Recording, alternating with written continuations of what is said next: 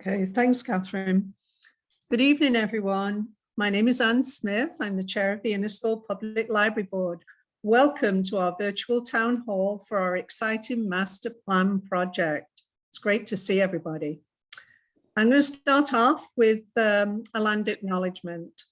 Because we meet today on a virtual platform, I would like to take a moment to acknowledge the importance of the lands which we each call home. From coast to coast to coast, we acknowledge the ancestral and unceded territory of all the Inuit, Métis, and First Nations people that call this land home. Innisfil Idea Lab and Library acknowledges that the town of Innisfil is situated on treaty land that is steeped in rich Indigenous history. We also acknowledge that this land is the traditional territories of the First Peoples of Turtle Island. This land is shared between the Anishinaabe peoples of Beausoleil First Nation, Chippewas of Brahma First Nation, and Chippewas of Georgina Island First Nation. This meeting place is still the home to many Indigenous people, and we are grateful to have the opportunity to work on this land. The library acknowledges the forced sacrifices that created the foundation of Canadian society. We are dedicated to honoring Indigenous history and culture and committed to moving forward in the spirit of reconciliation and respect with all First Nation, Métis, and Inuit people. Before we begin this evening, I just have a few important reminders that I'd like to offer to the group.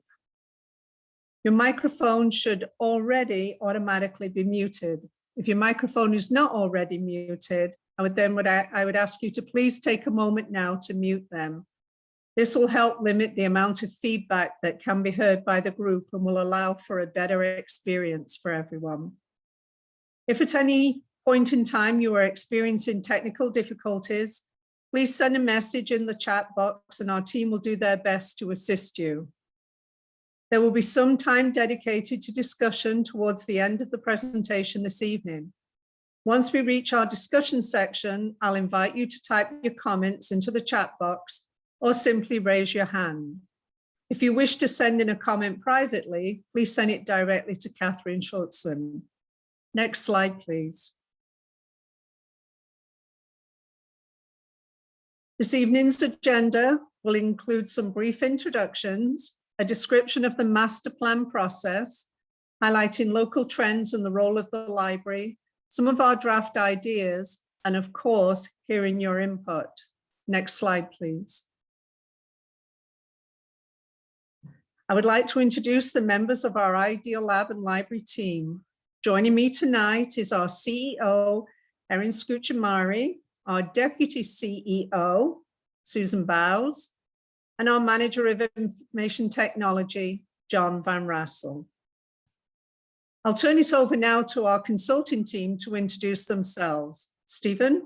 And Stephen, sorry, just before you you get into that, just hearing that some people are having problems seeing the speaker. So if you look at the top right-hand side of your screen, there should be a view option, and you can choose a standard view or a side-by-side speaker view, and that will let you see the presentation as well as the person who's speaking at that time. So if you have any other issues, just let me know in the chat. Thank you. Sorry for interrupting, Stephen. No problem, Catherine. We really appreciate your technical expertise to help everyone as we make all these accommodations for our current world. But we're visioning out, and that's one of the fun parts of this kind of assignment. So I'm Stephen Abram. I have a firm called Lighthouse Consulting that limits its practice to libraries, information vendors, and cultural institutions. And so we, with our partners, and I'll pass this over to Brock, LGA Architectural Partners, we have a wealth of experience with libraries. Brock. Good evening, everyone. I'm Brock James. So I'm a partner at LGA Architectural Partners. I'm very glad that you've been able to join us. We're really looking forward to hearing from you. My firm does quite a few libraries, and we've done quite a few of these kinds of master plan studies with Stephen. If you wanted to check out our most recent project, we've just opened a branch in Meaford, new downtown branch. I'll hand it over to Daniel to say hello. Hello, everyone. My name is Daniel Comerford. I'm with LGA Architectural Partners. Pleasure to meet you all. As Brock said, it's always really nice to work on projects at the master plan. You know, the early stage where you start to work with the community to figure out how to shape the library systems for you, and then also see them through to built construction that's used by people. It's a pleasure, and so looking forward to tonight and hearing what you have to say. I'll hand it back over to Anne now and Aaron. Okay, thank you, Stephen, Brock, and Daniel. We're really happy to have you here tonight. And now I'd like to ask Aaron to share some information about the master planning process. Thank you, Anne. I'm delighted to be here tonight to talk a bit about the library's master plan process. A master plan articulates the community's vision of future library service. It will guide the library in achieving optimal space, technology, and service levels for Innisfil's growing community over the next 20 to 30 years, as well as ensuring that adequate financial resources are available to meet these needs. The last time the library completed a master plan was in 2013. And as you can agree, there has been a lot of change in the last 8 years and a very different vision for the future of Innisfil. Innisfil Idea Lab and Library doesn't work in isolation, but rather works collaboratively with our municipal partners to ensure municipal and library visions are aligned.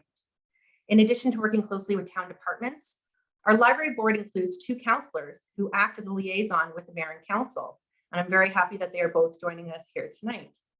These relationships ensure that the library and town are maximizing taxpayer dollars to benefit the entire community. In fact, the Idea Lab and Library contributes significantly to a number of municipal shared service objectives. The library master plan will provide a framework to ensure that library services will meet residents' needs as the community grows. In addition, we recognize that it is critical for this plan that it is integrated with other municipal plans to ensure a cohesive approach. Some of the plans that intersect with the library master plan include, but aren't limited to, the recent Land and Lakes Plan, which is still in progress, the Culture Master Plan, the Trails Plan, and the Campus Master Plan. In addition to these key planning documents, we want to ensure that our library master plan considers other major developments driving the growth of our community, including the Orbit development surrounding the new GO station and the development of an RVH South campus. Next slide, please. I'd like to share the project timeline now with you. Oh, Daniel, I'm sorry, we've missed going through a couple of the slides. So we are now on to our master plan process, which has our project timeline so that you can better understand the work that has occurred to date.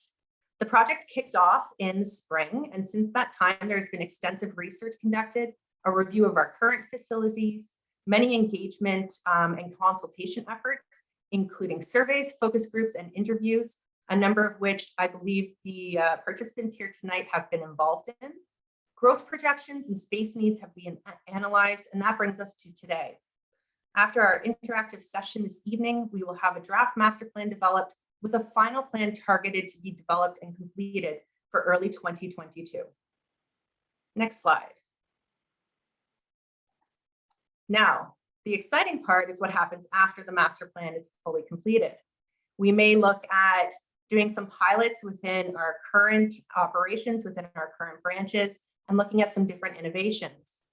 But if we do have a facility that is planned as part of the master plan process, there's some exciting steps forward, which would include capital planning processes, facility planning, funding confirmation, having the architectural design process underway, library construction, and then finally, we all get to celebrate with a new facility for our library and for our community.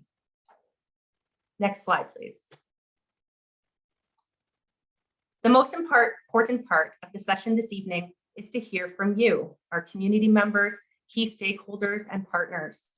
Your input is a critical component to this process, as it is likely to lead to more equitable, sustainable decisions and improve the livability of our communities and enrich everyday lives. Just a reminder that you can put your comments in the chat, as Catherine has let us know. Raise your hand or send feedback directly to Catherine. This can be throughout the session, and as we've talked about, there will be a part at the end that will be a dialogue session for us to truly interact and have a conversation. I'm now going to turn it over to Stephen.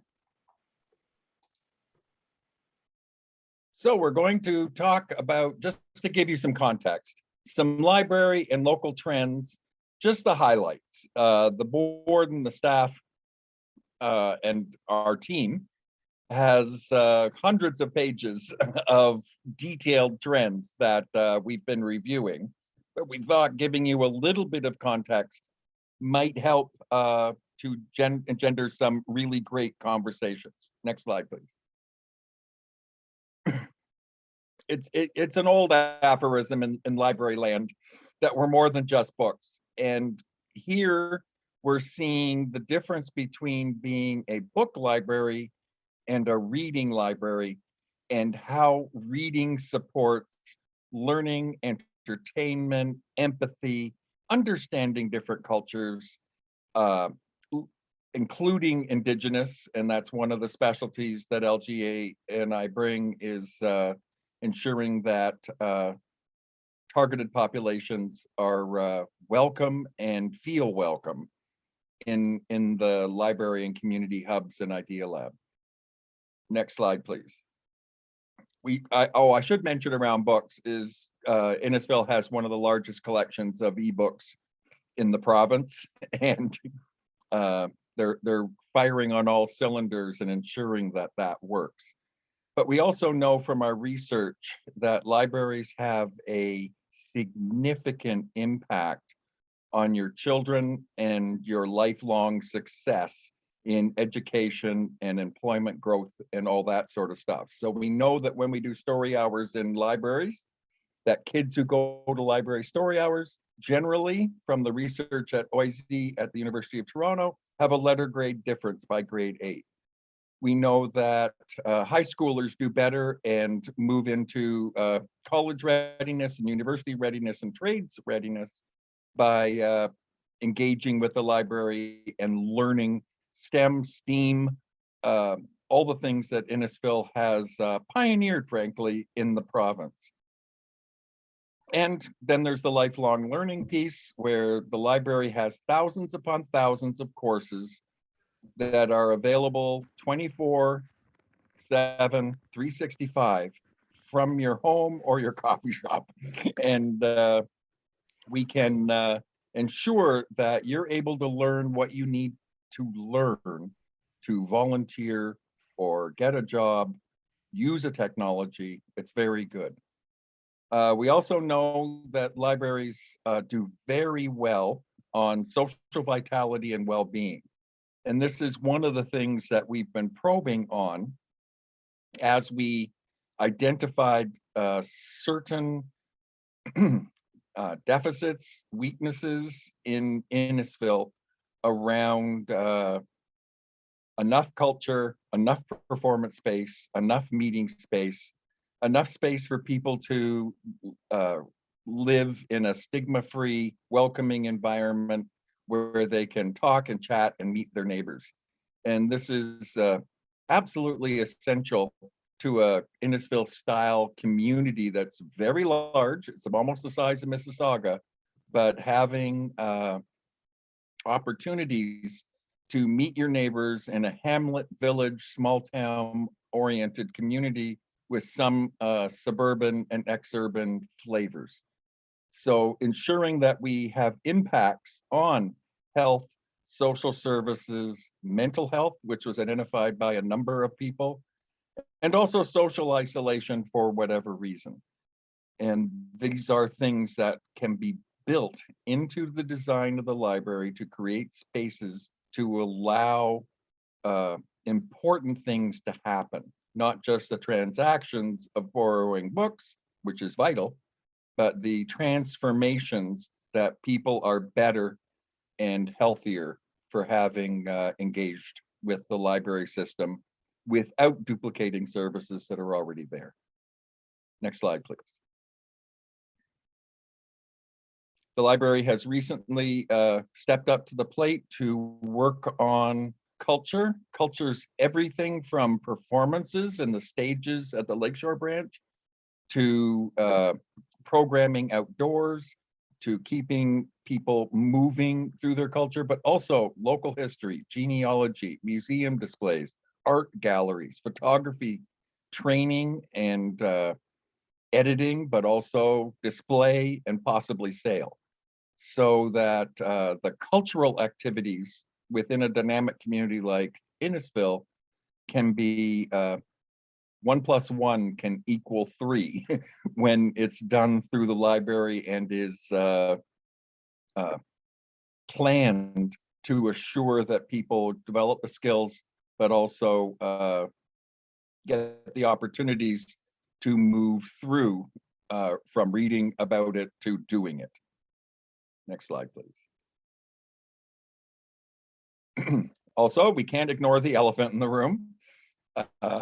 Libraries will be reopening gradually and more gradually, but ultimately there will be a post-pandemic period. I'm an optimist. It's gotta happen. So we're looking at what does a post-pandemic library look like? We already know things like more outdoor activities. We already know things like we need to look at the heating, ventilation, and air conditioning and air turnover in the library branches to see if they can be healthier.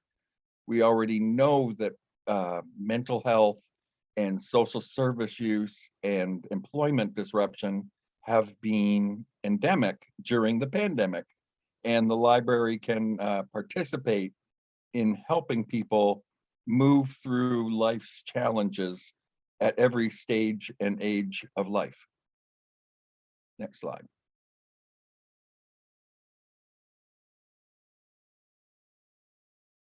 So thinking forward, there's this sweet old card catalog, which everybody tells me they want to buy one to hold their Beanie Baby collection. Although I think Innisfil puts their seed collection in it because it's a great thing for building a community hub for seeds and helping people understand ecology and green and some amazing things. But as we move into a digital hybrid environment, print books and physical activities are not going away because we've gone digital. So what does a space look like? We know that digital spaces take up more space than print spaces. That may be counterintuitive, but I can create a space for one user. It's about a 25 square feet. But in that 25 square feet, I can put one person, but I can deliver to them 100 million books. So there's a dynamic tension between making sure we have enough space for the digital stuff, but knowing that human body size and even using your phone or your tablet takes more space.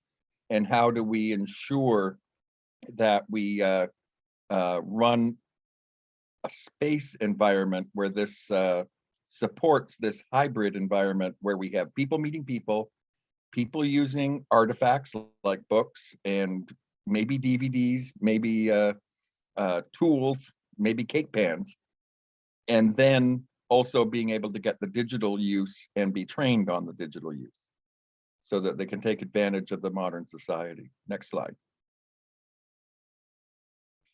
So we look at the provincial government, which has delivered to every municipality in Ontario population target goals.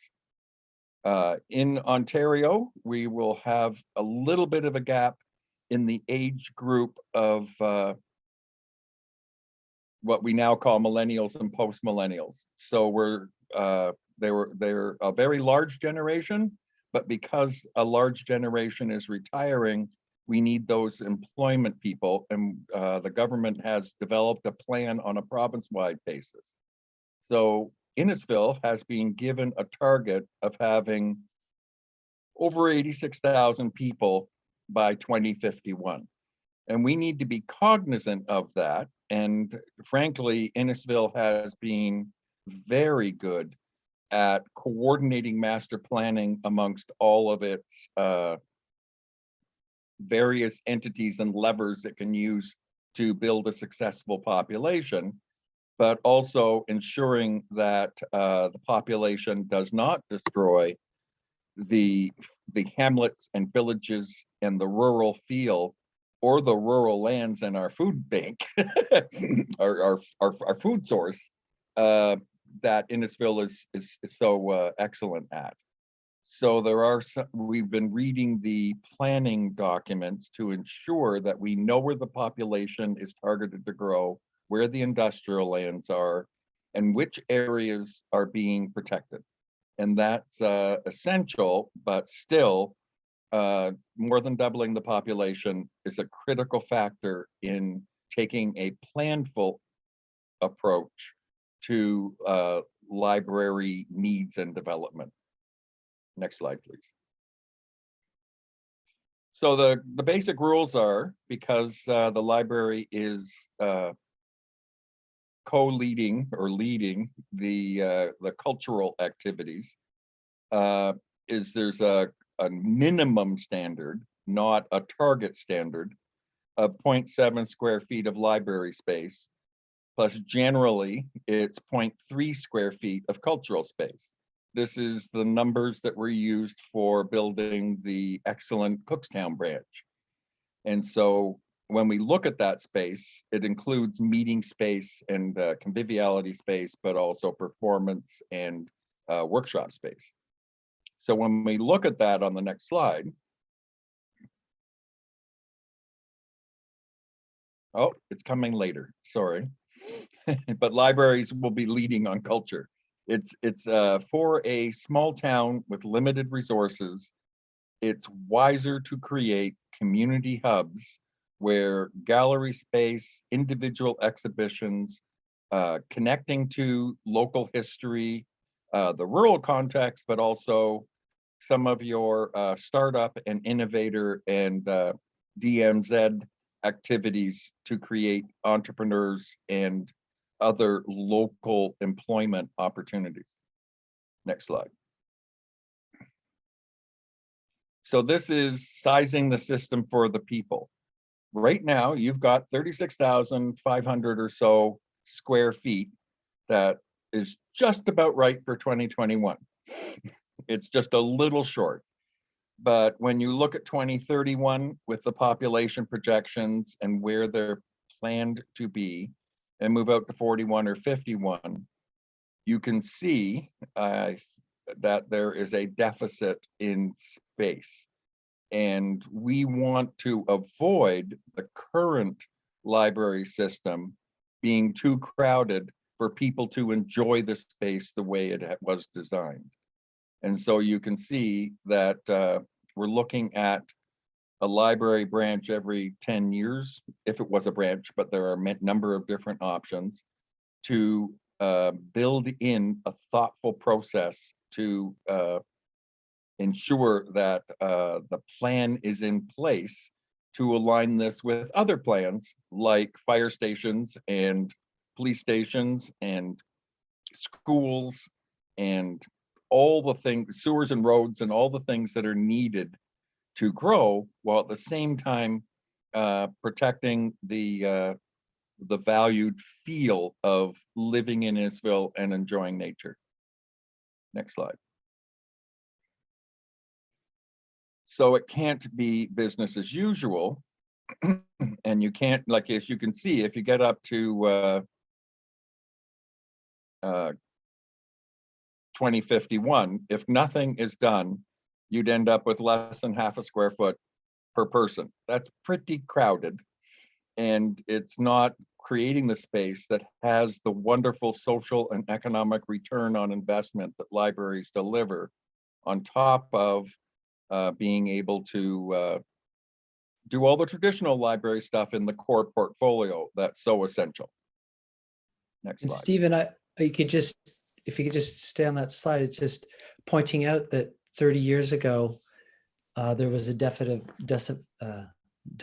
of space, and that, you know, the library system that's enjoyed now had the same planning process and a very similar approach to get to what you had now. Absolutely. I think Innisfil's been a well-run township for a number of years. And the library has been a leader at being a visionary wedgie in the great pie of making Innisfil a great place to live. Next slide. And so there's some physical and social infrastructure creates healthy communities. So we identified in the early community mapping exercises that we did that there was health, wellness, and fitness deficit.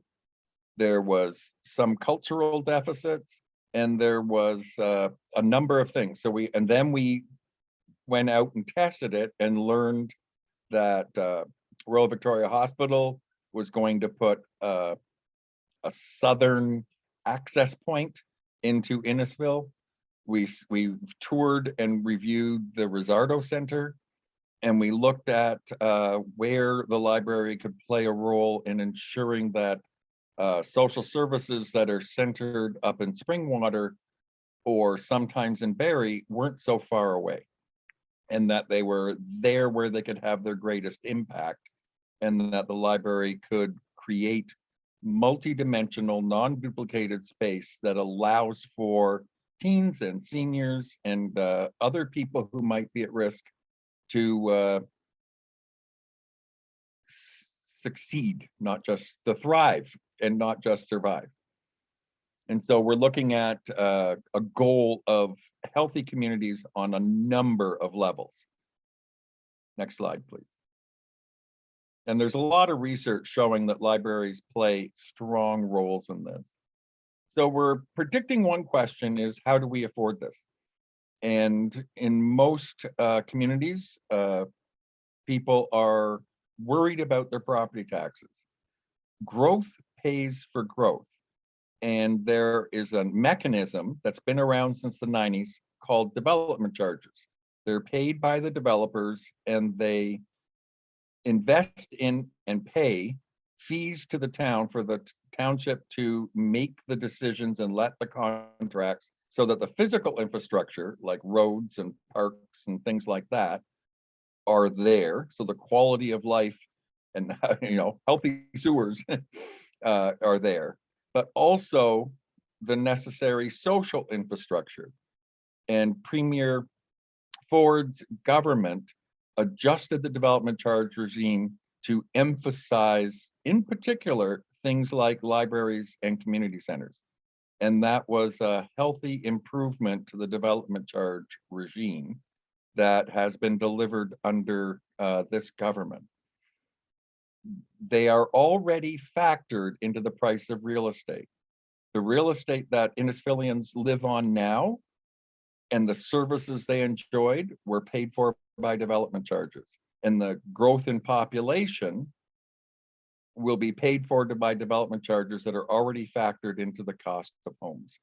So, but it does not go on to the property tax base. So we just wanted to answer that question in advance because it always comes up in our experience. Next slide, please.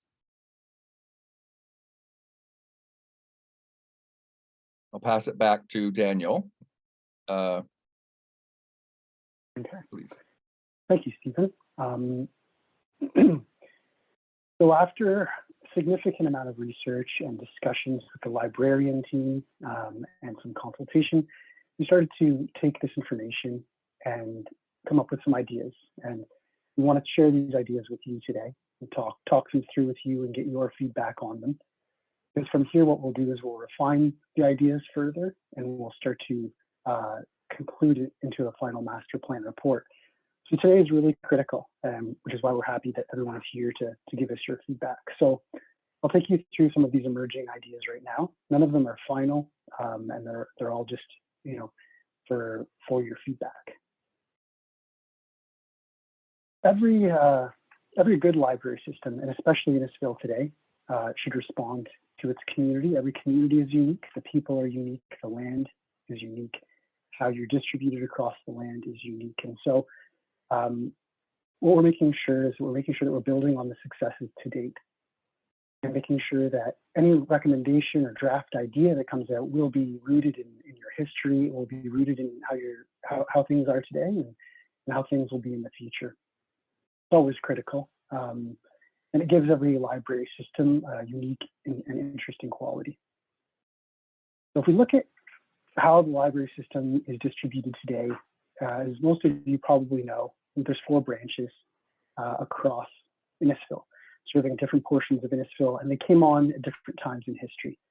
And so part of our process was to review how these branches are functioning and how they're serving the public, serving you.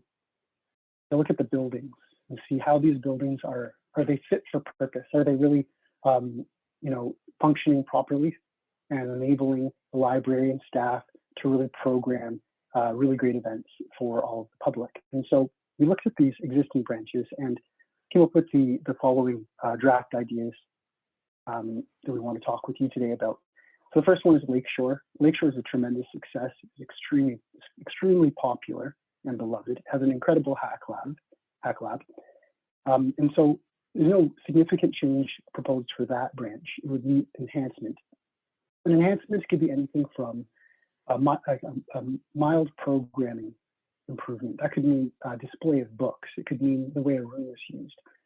But it's part of the evolving and constantly improving part of libraries. Librarians are constantly experimenting with their spaces to get the most out of them, which is great. So it's really pushing Lakeshore to be all it can be. And the same is true for Cookstown. Both of these branches are functioning well. They're in good physical condition. And so the enhancements are relatively minor, but part of the ongoing evolution of the library.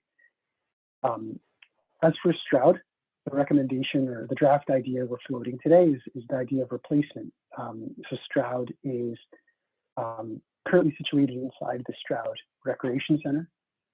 We've looked at some reports and some facility condition assessments, and we understand this building is coming toward the end of its life. And so we need to think ahead about what that's going to mean for that library branch and plan for it. And so the idea there is that when that time comes, it will be replaced somewhere in Stroud. And then finally, Churchill. So Churchill is, as most of you know, is a very, very small library. It's less than 1,500 square feet, and it doesn't see a lot of usership. And so the idea here is how can the space be used to serve the community more optimally? And is seeing that it would be better utilized potentially by any number of arts groups or partnership opportunities that could take that space and use it. It could be anything from glass blowing to another community activity, something that may or may not be in partnership with the Innisfil Public Library, an Idea Lab, but it wouldn't be, strictly speaking, a library. Looking then into the future, so Stephen mentioned that there's a shortage of space as we look into 2051, and so new space is needed. And where does this space go? So you'll see on the map here, there's 4 draft ideas on where new library services might be offered. And these services might be a new branch of some size, small or big or medium, or it may be a kiosk or a pop-up library. And that's something you want to get your input on. The locations you see on this map are municipal campus, which is, we'll talk about that more in a minute, but there's a lot of emerging things happening at that campus with Rizzardo, Royal Victoria Hospital, YMCA. And so there's an idea that is at the center of Innisfil, and it is well co-located, meaning that you can go to, if you're going to the Royal Victoria Hospital, and you might drop by the library on the way home. And so it just makes a lot of sense there. Toward Orbit and the GO station, Innisfil is going to get incredible transit connection, which is going to mean that a lot of people will be passing through that area. So it's a great opportunity to put a library where it's most accessible. And there'll be more people around that station too. So that's another proposition. At the northeast, near Sandy Cove and Big Bay Point, you have population growth that's occurring and is projected to continue to occur by your official plan that the town has developed. And so, and likewise down in the southeast near Lefroy. And so this is an opportunity. We have to think about how we would serve these communities, how we can provide library services to these communities. And we're going to want to hear what you think about these proposed locations.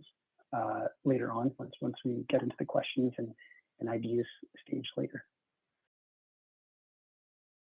So every library, regardless of its size, usually will strive to offer kind of key programs, which are the anchor to the community. These are programs that really are striving to serve everybody, all ages, everyone from a child to an older adult, and everyone in between, from all walks of life. And really, this is somewhat common from branch to branch, but it's also just a starting point. So as this program is deployed in different areas, as you start to introduce it in a different area, you can use it as a starting point, and then we can customize it. We can customize it for the community. So it might be that, for example, the Hack Lab in Lakeshore, the Lakeshore branch, is the most significant Hack Lab because it's already a roaring success. And so that would be a special emphasis of that specific branch. But just to quickly take you through this, you don't need to go into too much detail, but the common programs you'll often see are at the heart of the library. You'll have your information and circulation desks. You'll have a community living room, place to sit and read, a place to browse and review what books are available. We often have that, it's nice if possible to have that related to an outdoor space, so that you can look out onto a garden or indeed read in the garden. There's of course clusters of children's programming that have to be flexible. Children's multi-purpose space, so you can have everything from craft time to story time, and an area for books, of course, and some early reading. And other common programs that you're probably all very familiar with. Adult collections, a place for quiet space. These are critical things so that people can, have an opportunities for, more social interactions, but also a quiet place for reading. And so forth. You see, new innovations in library programming, including hack labs and digital workspaces and business incubation. And can't forget the teams. Team zones are constantly evolving. We're always interested to hear from teams themselves on how they think the spaces should change. And in the back of house, we have a bunch of boring program that we don't need to get into, but it's always important to have a room for your furnace or your heating, and do that in a green kind of way. So really, we're just looking at how all libraries will be kind of met with these basic program to provide a key program for the community, but it's just a departure point. We want to emphasize that this is for customization. Not every library looks like a library.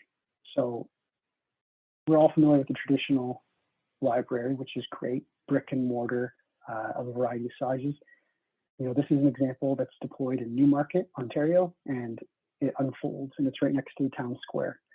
And it gives a pop-up opportunity for people to explore books. There's countless examples of this.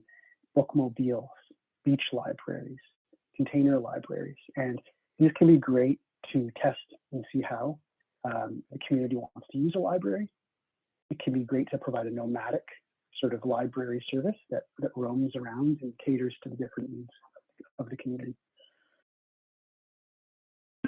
So as we were looking at this distribution of new branches, and I want to remind everyone that this is a depiction of the 2051 library distribution, which is a doubled population. So this is, while it seems like a lot of new facilities or new library services, it's still in proportion. It's the same service you're experiencing today. And we want to continue to build on this great culture of cooperation and partnership that exists in Innisfil today, so that all of the libraries can work as a system to serve community, to avoid duplication, to provide innovative strategies, to give you focus programs. And so this can be everything from how do you encourage entrepreneurship, work from home culture that's really taken off during COVID. How do we give the best hack lab experience? Maybe not every branch has a hack lab. Maybe one branch or two branches have a hack lab. And so by thinking of these as a network of library branches and facilities, we can really start to optimize your system for you to get the most out of it. And so on. There's all sorts of other specialties that we can start to establish across the systems. And these will build on the unique areas each of these branches would be in. every branch is really an opportunity for something unique. And that's kind of an interesting idea. You start to get, you know, Innisfil Town Square is going to be next to the Lakeshore branch in Alcona. That's going to have really great opportunities. You know, some venues are going to start to be established for performances. So the idea that you can move between branch to branch, experiencing these different things is really exciting. Just before I go through each of the branch locations, there's some system-wide draft ideas that are starting to emerge as well, and we want to get your thoughts on these. Really quickly, merchandising strategies are a way that you can optimize and encourage circulation of the book collection. Get the most out of your book collection by just being clever with how it's displayed. Every library branch can think about opportunistic partnership opportunities. For example, the municipal campus branch will be right next to Rizzardo and YMCA. How can that branch respond to those opportunities and those programmings? How do we build on health and wellness? It's top of mind for a lot of people these days, and it's interesting to think about how the library can respond to that. Stephen mentioned earlier that the library is a leader in cultural space and cultural offerings.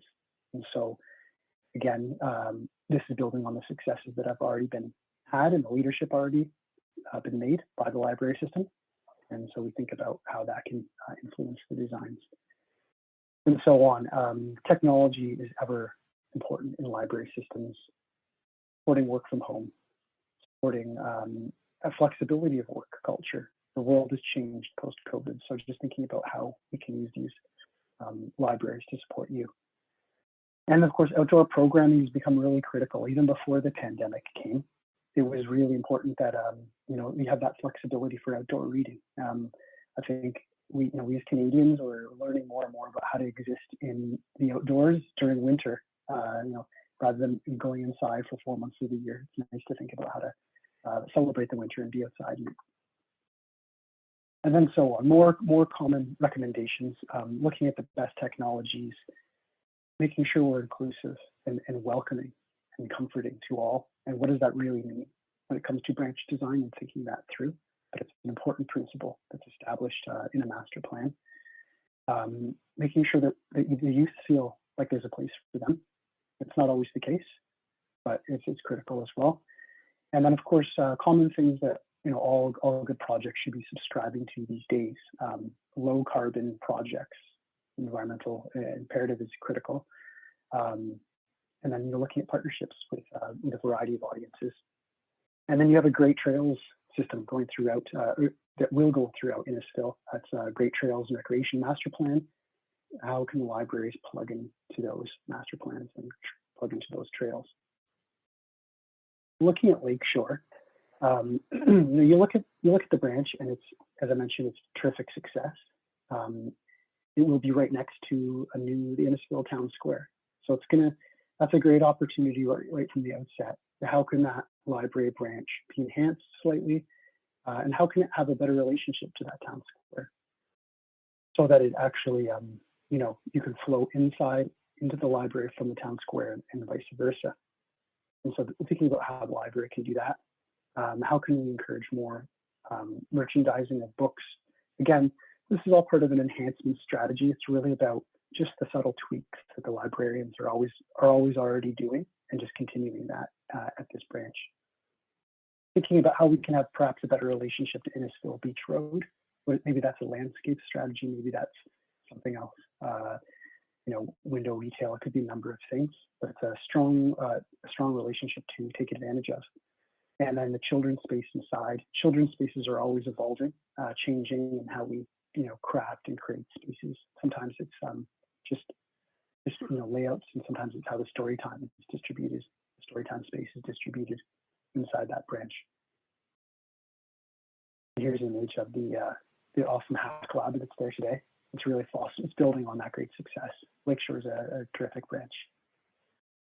Cookstown, similarly, like a great success. And again, the strategy here is enhancement. So it's really just building on what's already been happening and honing in and refining. And so, you know, one of the things when we reviewed the facility, we heard that there's a shortage of space for study rooms or for meeting rooms. We also heard there was an extra underused office space. And so simple idea here is to take that office space and use it as a meeting room so that it can accommodate everything from study group sessions to private meetings to counseling sessions and so forth. So again, just refining and constantly evolving this branch. Retail and merchandising is a common to all branches. Thinking about how the library can relate to the outdoor space.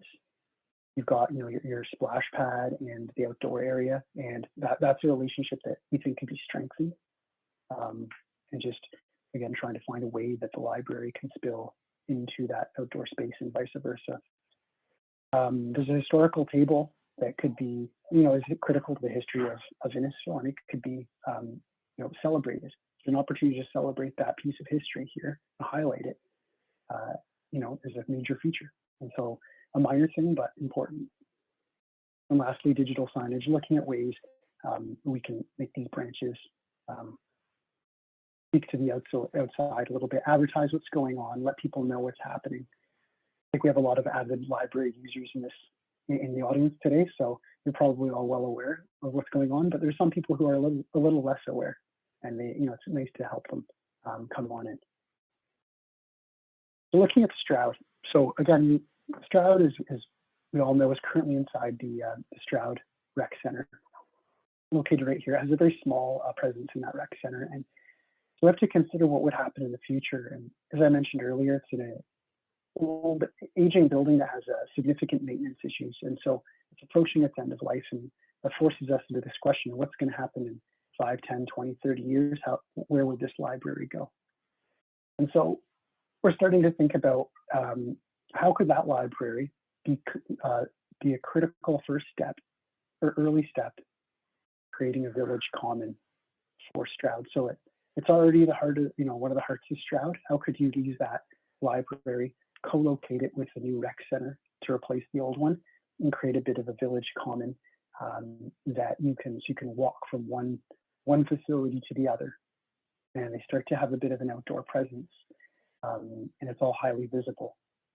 And so here's an inspiration image that starts to suggest how a library might overlook an outdoor space, and how that might be related to maybe a couple of shops, maybe the new rec center, and they all work together to create that village, what we're calling a village common. Really, so it's part of emphasizing what Stroud already is. Getting into the municipal campus hub branch. So a lot has been going on here. Royal Victoria Hospital South Campus is critical piece of this puzzle. YMCA Rizzardo, which isn't even showing up on Google Earth in this image because it's relatively recent. A school and so forth, and a lot of other major municipal facilities. And so it's a great opportunity to co-locate with those facilities, so that if you're driving to the Y or to the Rizzardo, you can stop on by the library. Also at the geographic center of Innisfil, and so it can pick up a lot of people driving through. Great co-programming opportunities here with the YMCA, and as you can see, there's a lot of buildings here that are catering to health and wellness, but, fitness facilities and the hospital and so on. And so the library can help to play its role in the health and wellness idea. That could be anything from a focused collection of books that's about diabetic cooking, or it could be an outdoor edible garden. And so could be an educational opportunity here to celebrate that backyard agriculture, cooking, growing for yourself, farm to table, or backyard garden to table, and picking up on these opportunities because they're there already. And there's a lot of activity going on, and the library can contribute to that. It's also great Rotary trail connections proposed. And so we're going to look at how the library could be situated here. And this is one of these examples of a story that sits within a trail that's already within Innisfil. So it's interesting to think the walls. A lot of us don't think about libraries being this kind of playing this kind of role outside of their walls. And then the GO station is going to be critical. both for accessibility and transportation and connections, but also a lot of people will be in the area. And so how can the library pick up on that? And, right off the bat, there's an opportunity to have a small presence inside the Go station so that you're having a better presence, catering to the convenience of commuters and so forth. There's also a great opportunity then to think about, well, there's a lot of small businesses that are maybe starting to emerge in Innisfil. How can the library support those small businesses and the work from home crowd? And so maybe that means that the library here has a few more small meeting rooms that could cater for these people. Maybe it has a partnership with the DMZ, the Ryerson DMZ, that's already present in Innisfil. That's, these are some of the early ideas about how the Go Station Orbit branch could both accommodate all the people that will be there and also be unique in a way. There will be cultural offerings nearby that, because of its high accessibility, and the library will play a role with a lot of those. And of course, we'll be considering how this neighborhood evolves. It's not there today, and it will be there in the future. And so this might be a phased development that occurs over a period of time that keeps pace with that development. And I'm thinking about the southeast Lefroy and thinking about what that might be. There's as I mentioned, there's some growing population in that area. So having a library that can act as a bit of a heart for the southeast of Innisfil, community hub could be really great. And that might take a variety of different forms. It could be a traditional, small library like you see here in the bottom left picture. It could be more of a pop-up or a kiosk-like presence. And we want to get your feedback on all of this today. And this is similar to for the Northeast, where you have Sandy Cove, Big Bay Point. You again have, there's already hold lockers in the Sandy Cove area. And so thinking about, is that the right service for that area, especially as it grows, or do we need something different? And what is that something? And these can be tested out over time too. So it might evolve from, something informal or mobile to something that is, more permanent over time, depending on the success. So if we look at these together, it seems like it's quite a lot, but as mentioned earlier, it's keeping pace with the growth. So it's happening over 30 years, and it's happening in a variety of forms, in a variety of places.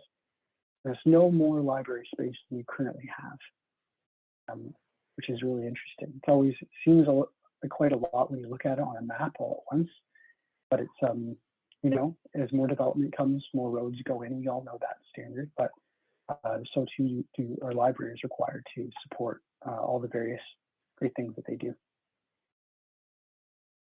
So with all that said, that was quite a lot, I'm sure. We want to hear today what you have to say. And so we have queued up a whole bunch of questions to get your feedback on, and you may have a whole bunch of ideas or questions you're dying to get off your chest right off the bat. So what I think we can do is, as mentioned earlier, if you have questions that you'd like to text or chat rather, you can send a message to Catherine. She can she'll organize those questions and put them forward, or you can feel free to come off your mic and off mute rather and chime in. With that said, these are some early questions, and you can also propose any kind of other questions that you think or ideas that you think are critical. The first one is, which communities need a stronger idea lab and library presence? Not sure if anyone has some burning ideas right off the bat. Don't all hop in at once. If you like, there's at the bottom right hand of your screen, you'll see reactions if you want to raise your hand, and that way we'll see you, know that you're ready to speak, or add it into the chat. Otherwise we'll be, oh, Councillor Waters, go ahead. Thank you.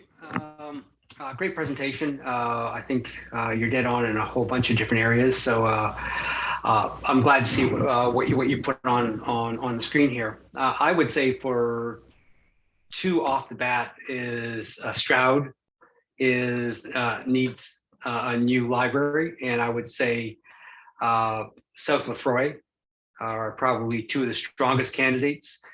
I'm kind of caught between the Orbit and South Lefroy. Whether or not one library could do both of those, I'm not 100% sure, since they're going to be growing together over the next few years.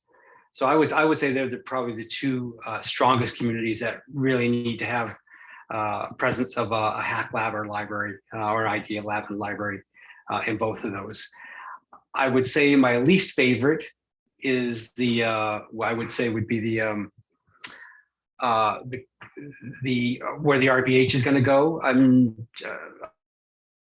It's a drive-through population, as opposed to having a population it's in walking distance to all those communities. So I would say that would be my least favorite locations of all of them. I understand why you want to put one there, but I think where there's a population, a walk-to population, it would be, for that reason, Lefroy and Stroud.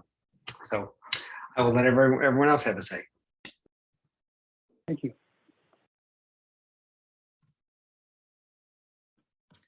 Jamie Hardy. Gotta unmute. Yeah, so I was thinking the same thing, actually. Alex talking about the walk-to population, the town center, but I assume like this strat plan is obviously it's a big vision. It's going to carry out over 20 or 30 years. Do we have, I'm fairly ignorant of a lot of this stuff. So do we have the opportunity to, a strat plan is like our long-term vision. It's our guiding document, for want of a better word.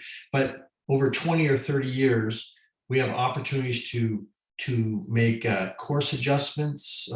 Like for instance, the town where the town center is, like Alex, is it Alex? Like Alex was saying, the walk-to populations, the aging nature and necessity of places like Stroud. Does that mean that all these things as far as dates and timing of when we focus on different elements, those are still way up in the air? Like the focus on the town hall, that might be something that's deferred until much later in our strat plan. Am I understanding things? Can we clarify a little bit? Jamie, those are good questions, and the phasing, once we get to ultimate recommendations, will be based on the current plans for when population targets are hit and trigger this. So you can adjust the triggering of a new branch based on what you learn from building permits, what you learn from people applying for zoning changes, that sort of stuff. So you can adjust the timing really easily. The other thing is changes that are happening with the trail strategy, which I don't know if that plan's been released yet, but they're wheelchair biking, motorbiking, snowmobile, walking trails that will connect up more places than are currently connected now.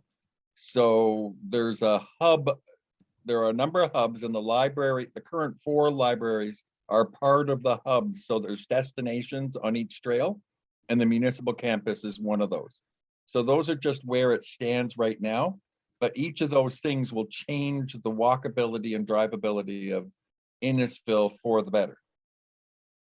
And that's a conscious tie-in of the library strat plan to the active transpo element from the town's plans? Yes, we spent in-depth interviews with the economic development, housing development, and industrial development people, and the special focus they did this past summer on trails and connectivity to tie to tourism and a healthy town. Thanks. Sounds like you're really juggling cats there. So anyway, thanks. Thanks, Jamie. Trudy in the chat has commented that she was thinking about Stroud and Cookstown as needs for stronger presence. And so Trudy, do you want to add anything else to that? Or if you're good, feel free to raise your hand. And I also have a direct message to me commenting that Big Bay Point area, it feels like it's underserved.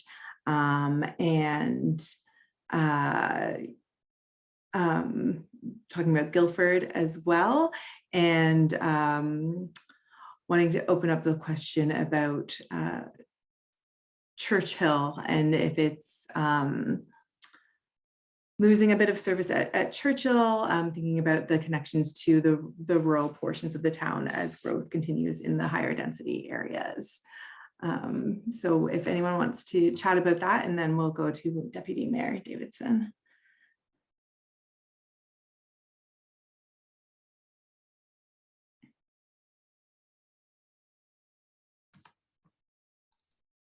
I think I can jump in. I see that that Stephen stepped away. So in response to Churchill, it was a part of the plan in 2013 that we would see decommissioning of Churchill. But as Daniel shared, we know that we need to have a presence in that community. And so the plan wouldn't be to decommission and take a presence out of that community, but to rather look at different opportunities for what type of service we're offering to the community of Churchill, whether it be a kiosk, Colts lockers, some other type of community asset that maybe we haven't even thought of at this point, because we do have that physical space and that physical location there. So we are open to hearing some of your feedback on what could that space be reimagined into and what would really meet the community needs. Deputy Mayor Davidson. Thank you. I appreciate the presentation tonight. Yes, we do know that Stroud is definitely in need of a new building there, and I think that's a great community to continue having a library. Lefroy, definitely, I see it as a good idea to have one as that population grows. And I liked one of the ideas, whether you have the kiosk or a pop-up happen at the Orbit. Once the Orbit gets up and running, you'll see maybe where the busier times are, where they're not so busy. And that's where a pop-up could be very efficient. You could have a drop-off box at the library, at the Orbit as well, instead of people having to go up to a library to drop off their books that they've taken out. I think that's a possibility. One thing I'm looking here, and this also involves Cookstown, where we have Cookstown Theater. Have you ever looked at the idea of combining theater and arts with the library? We have the school up by the rec center that I know is planning on building a theater. And I know the campus may not be the perfect place, but something there where you took the Cookstown Theater, talent, there's the theater being built in the school, have a library connected to there somehow, of a smaller scale. But I think there's definitely demand. When I was in the library on the weekend, I was very impressed with the display of art that was in the library and the quality of the art. I don't know if I didn't see it anywhere in the presentation where you work with theater and arts, but I definitely think as Innisfil grows, you're going to see that diversity and that creativity come forward. So it's just an idea that I have, and working with the Cookstown Theater, because I know that building is also probably reaching the end of its days. So we just want to make sure we're inclusive of the whole community. But other than that, I'm very pleased with the presentation. I think there's some great future happenings. And I'm glad to say that many, many years ago, my first term on council, I got to sit where we were deciding on the library of today. So it's nice to see how it's grown and expanded. So there's my points. Thanks. Thank you. So we'll go to Jamie, and then there's another question in the comments I'll get to after Jamie. Go ahead. Yeah, I just, I guess the breadth and scope of how long, it's hard to conceive how long time and how many things we have going on in this. And, Dan was talking about, theater and pulling in those other elements of culture, of which in Innisfil, the library has always been the hub of, right? But, those kind of things pulling, I thought I did see in one of the things talking about capitalizing on joint venture partners and using traveling exhibits or programming maybe to help with those type of theater cultural things, but I might have been mistaken. Was that in there somewhere? I know there was one place where we especially talked about pushing joint venture partners and partnerships in the community. But anyway, this is one of the key draft ideas we have, and it responds a bit to Deputy Mayor Davidson's comments as well, that a township the size of Innisfil can't program multiple theaters so that they're used all day long, 7 days a week. So there are ways around partnerships, alliances, and joint ventures that allow the proposed meeting spaces and auditoriums in the orbit area to be programmed in the day for training and programming and supporting work from home and doing school visits that actually allow that community asset to be exploited appropriately. And so when we looked at some of these meeting space and performance space deficits in Innisfil, how do we make it so that there are enough partnerships to ensure that they're exploited properly and not white elephants? And I think we found some ideas on how to do that, but now we're seeking, and it's and just asking the question from the councilors and from you, Jamie, as a resident, it's important to us to hear that concern, because then we can build that into some of our suggestions. And I'm glad we're keeping the Cookstown and some of those other assets up, because you know, we're like you said, we're a huge community, almost as big as Mississauga. But last count, I think Mississauga had like 18 branches. You know, like I don't expect us to have 18 branches anytime soon, but it's nice to have those options open for our fast-growing future. Okay, that's it. Sorry. Don't apologize, Jamie. Right. So Wendy in the chat is asking if there's consideration regarding unstaffed card entry to the library space. Would that fall under a kiosk or locker type presence? And echoed by Deb saying there's lots of possibilities with that technology. And we have provided a report to the board and staff on alternatives to branches or exploiting the current branches more effectively, while making sure that the human factor isn't lost. And we have another comment thinking about outdoor stage for the Lakeshore branch near the town square to be connected to the library's outdoor space. You know, looking at it as a great space for children's programming year round. Erin, do you want to talk about Town Square for a minute? Thanks, Catherine. Absolutely. So as part of the plans for Town Square, there is a stage that will be a part of that really wonderful community asset. And we are working with our teams at the town so that we can be programming that space and activating that space on a regular basis. So both library staff as well as some of our town departments, and then obviously our community groups. When we think of the different community groups like the Arts Council, who could use that space for outdoor performances and others. So I think there will be lots of opportunities to see that in the future.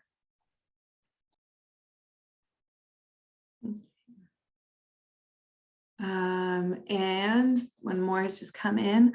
A point of clarification, are there already plans for a new rec center in Stroud, or would a new library branch act as the thin edge of the wedge to help make that happen? They're not formal plans, but it is a known issue that that building is end of life, and that it's not, oh, I'll just use the word fixable. And so reimagining that village common is where we're heading, to create different destinations there to improve the quality of life.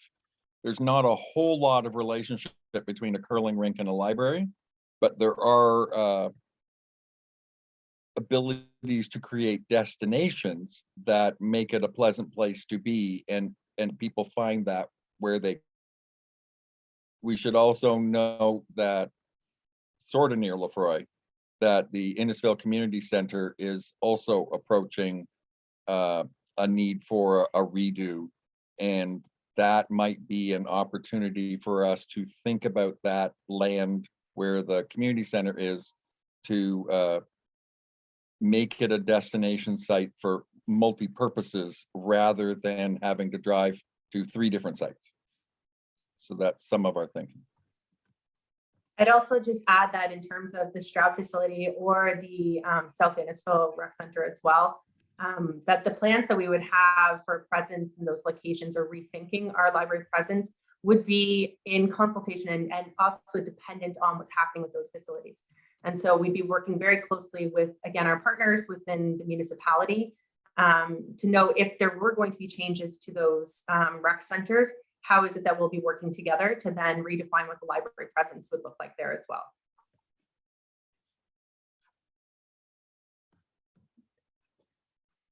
I think maybe Daniel, do you want to move on to your next question, see if it sparks further discussion? So yeah, you know, we put forth a couple of ideas today about how each of the branches might be unique to their areas and how they could complement the system as a whole. And I imagine, you know, you may have some ideas today, so we'd love to hear them if you do.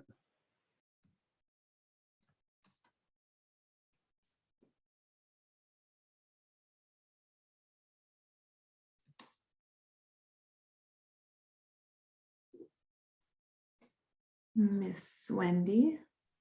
I was going to type it and then I said, let me just come off mic and say it. Although there was some mention about not having Rizzardo or that town campus having a library presence, I just think there's so much tie-in to have that unique health and wellness piece. So, you know, you have the Rizzardo, you have the kitchen there. So then, you know, if there was a library space close by, you just made a, you know, potato casserole. Now I can go get another recipe book on, you know, what I can make with potatoes. You know, your doctor just diagnosed you with diabetes. I can go, you know, find out right then and there. I can pop in the library and say, what resources do you have? You know, eating healthy. Like there's so many things relating to health and wellness, exercise, there's physio there, there's massage. So I think like a specialized library in that space would be beneficial to the community, even though there is, you know, other people from outside. But why not provide the information? Thank you. Just a thought. I don't think I have ever recommended a library without a demonstration kitchen, and we're not recommending it for Innisfil because you've already got one. And it's an excellent demonstration kitchen where you can be faced out towards an audience and deal with health, wellness, nutrition issues, teach teens how to cook so they don't go to university with ramen diets. All the But you can cool even stuff you can that even keeps rent people it, good. like, you know, the materials like the crock pot, you can borrow a bundt pan, like, you know, you have all those pieces like your library of things, right? So I think there's an opportunity there.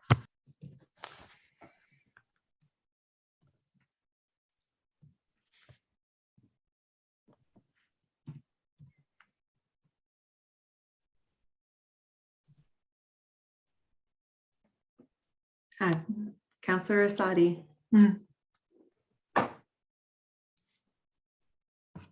Thank you. I think, you know, that with the branches that are going to be changed, such as Stroud, it's so important that it's not tucked in a corner and not visible.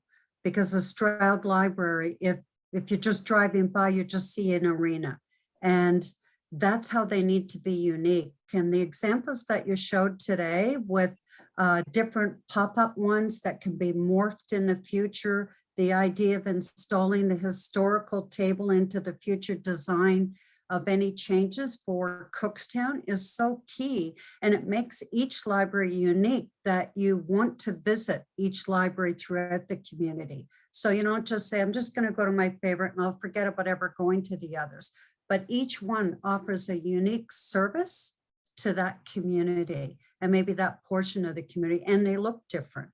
And I think that's what makes Innisfil is innovative, and it's an opportunity to try different things. And I keep visualizing the orbit with the idea of having those meeting rooms because people are on the go and they want to go to a library, have a little meeting, and maybe they're just going to start with a meeting, but then they discover all that Innisfil has to offer at the libraries. So I think unique is key for each of these. You're getting some applause and reactions from your fellow listeners for that comment, Councillor Rosati. And in the chat, Barb has shown agreement with Wendy's comments about opportunities at the campus. And Teresa, thank you for patiently waiting. I agree with Wendy as well. And I also think I like the thought of a theater arts program in the library and maybe utilize one of the rooms for Girl Guides, brownies, Boy Scouts, where they can use a room and use the library as well. That's great. Thank you, Teresa. So many opportunities. You know, this is kind of the exciting part. We get to dream big. Comment in the chat, RJR, thank you. The Orbit would be a great location for a pop-up library or smaller library as teens or individuals who are engaged in lifelong learning. We need to think long-term and outside the box. And Councillor Sadi. Thank you. Just, I feel it's really important for the arts in Innisfil. And I think if there's a way that we can incorporate, you know, we only have one art gallery that is struggling, and we really need to feature that and to utilize that in a space in a library. And I just think that we have to take a look at that, and because it's about involving all of our community, and the arts attract. It's about, you know, the reading, the arts, the hack labs. It just fits. It's a perfect fit and a partner.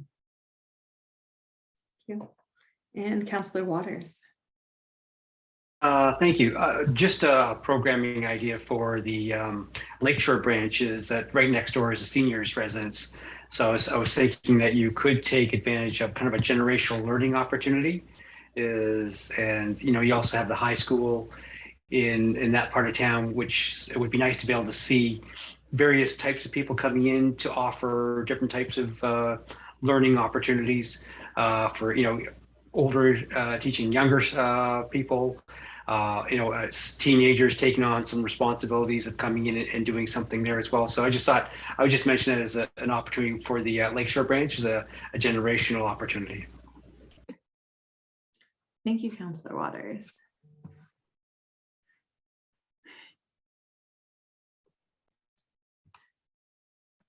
I'd give you another prompt, folks, just to, Catherine and I had a wonderful, wonderful morning with the grade 12 classes at the high school. And before we started asking any questions or engaging them, they shouted from the back of the room, "There's nothing for us to do in Innisfil." And so I'd ask you to, and that's direct from their hearts. It was something they wanted us to know. But I'd like you to just think about what kind of teen, youth, tween engagement that could be placed in the libraries to improve their homework performance and improve their entertainment and sociability, not sociability, social lives. Is Mackenzie still here? Oh no, we've lost her. We had earlier with us, Mackenzie is a teen looking to get involved in the community. So she had joined us for part of the presentation, but it looks like she's no longer with us. So would have been a great opportunity to put her right on the spot.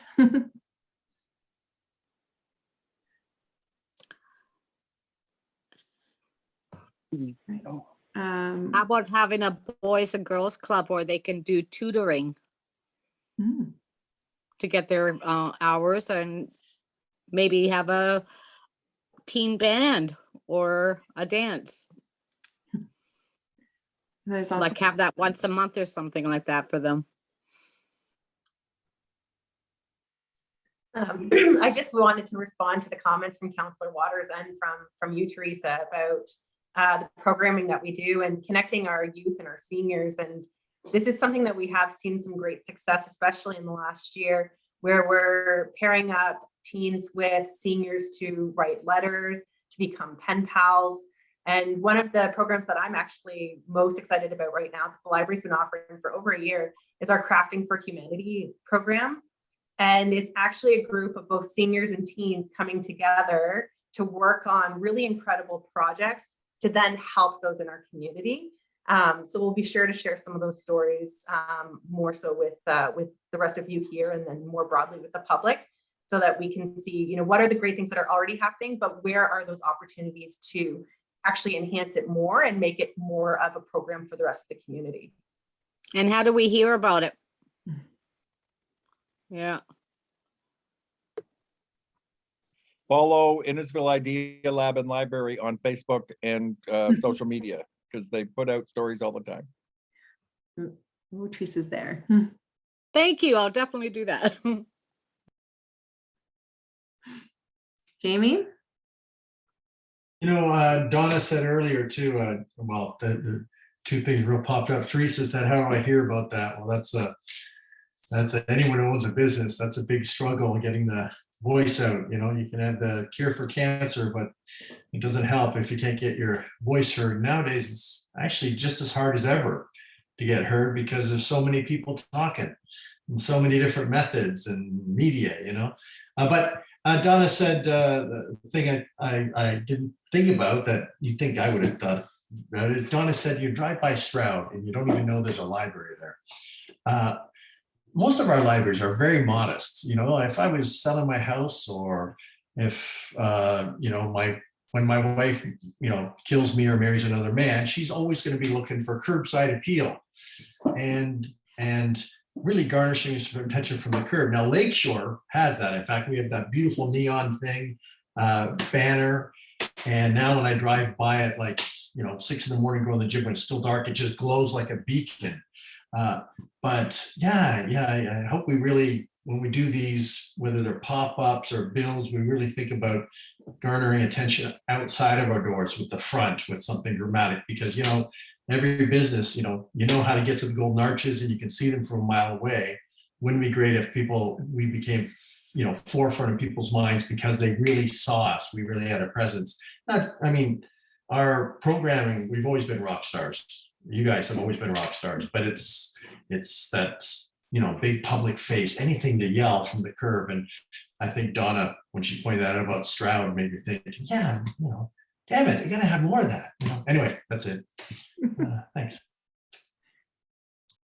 Thanks, Jamie.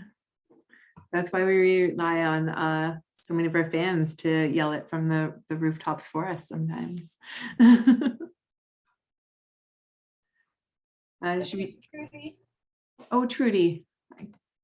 I just see at Sandy Cove, it is on a roundabout, channel 20. The announcement, the library's been really helpful here, sending crafts and picking up books for the residents here at Sandy Cove. The library is well represented here. Thank you for that, Trudy. I'm really glad that you're here representing the Sandy Cove crew. Let's try another question. Well, just for one moment before we go, I've just got one more comment in the chat from Leslie. And it's important and critical that not the adults decide what we think our teens want or need, but ongoing and consistent engagement with students from both the entire Shores and St. Peter's Catholic Secondary School, because they're the experts. And we have data available from previous engagement, and we're floored and surprised at their input, which made perfect sense, and which I think we are all in agreement there. You know, we are certainly not as cool as we think we are. And then just before we move on to the next question, RJ has mentioned movie night under the stars, Halloween event, games nights, music studios, or some ideas, which a number of those we all do already. So we'll have to shout those even louder. And you know, every special event on the calendar could be used to bring in teens through different activities. Right. So what do we have next, Stephen and Daniel? Next up, okay, so this is great input so far. I'm glad to hear so many people talking. So how can the Idea Lab and library support your focus needs? So you mentioned different things already. You mentioned culture, performance, art display, volunteerism.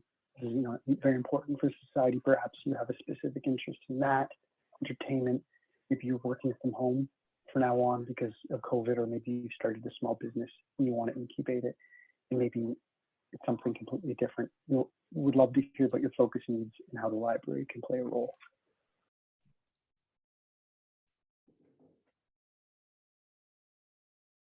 Okay, thank you. Thank you, Daniel.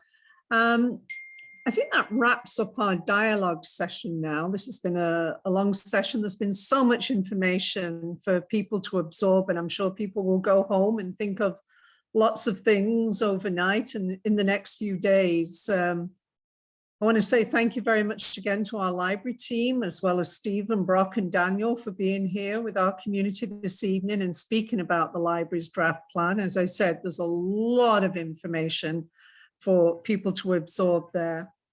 I'd also like to acknowledge that we do have some of our board members also on this call. We have Bob Bagley, Sue Bennett, and Monica Goodfellow. So if you can wave, I'm not sure who can see you. You want to wave?